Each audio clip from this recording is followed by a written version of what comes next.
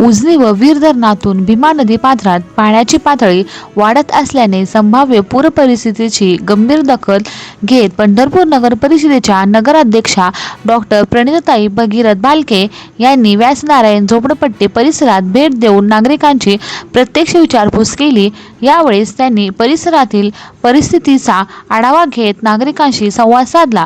तसेच कोणतीही आपत्कालीन परिस्थिती उद्भवल्यास तात्काळ प्रशासनाशी संपर्क साधण्याचे आवाहन केले।